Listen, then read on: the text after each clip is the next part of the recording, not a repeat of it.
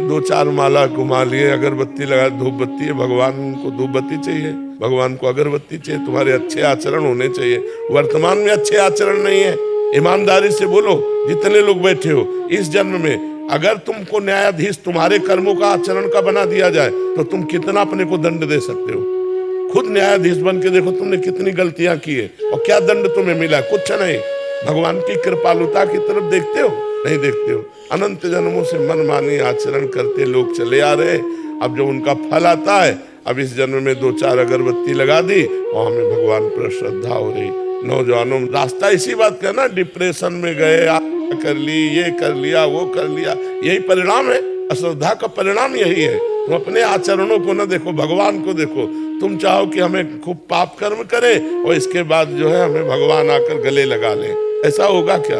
आजकल क्या हो गया महाराज जी, अनुष्ठान नाम जप और कोई भी साधना नहीं है। बट जैसे मंदिर गए, मेरा पास हो जाओ हे प्रभु, हम पास हो जाऊं, पास नहीं हुए तो भगवान ने पास नहीं किया। पढ़ाई मत करो भगवान पास कर दे। मैंने मांगा कि मेरा बच्चा ठीक हो जाए, ठीक नहीं हुआ तो अश्रद्धा हो गई भगवान से। क्या फर्क पड़ता है? आकाश के ऊपर थूको, कोई फर्क पड़ता है क्या? हमारे मुंह पे छिट्टियां पड़ेगी आके, भगवान आकाश के समान महान है, उनको क्या फर्क पड़ता? उन्होंने देखो, उन्होंने आपको खेती दे दी, आपको बीज दे दिया, अब आप जो बोओगे वो आपको काटना होगा। आपने पसंद किया बम्बूल तो बम्बूल जगेगा, उसमें बोया जो आपने।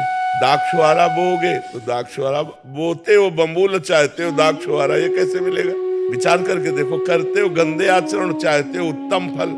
हर कार्य की सफलता उत्तम आचरण से होती है, ध्यान रखना। अगर आपका पूर्व प्रारब्ध बिगड़ा हुआ है, इस समय उत्तम आचरण करने पर भी आपकी हार होगी, क्योंकि वो पूर्व का पाप आपको परास्त करेगा।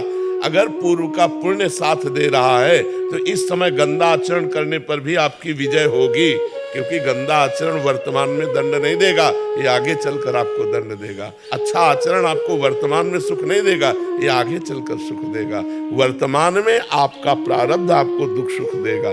मनुष्य जन्म दुख सुख भोगते हुए अच्छा कर्म करने के लिए मिला है। हमें यहाँ भगवान से किसी भी तरह की श्रद्धा और अश्रद्धा का विषय नहीं लाना चाहिए। हाँ, श्रद्धा का विषय यह है कि ऐसी परिस्थितियों में भी भगवान हम टूटे नहीं, हम आपके कृपा बल से इन दुख सुख को सहते हुए सही आचरण से चले।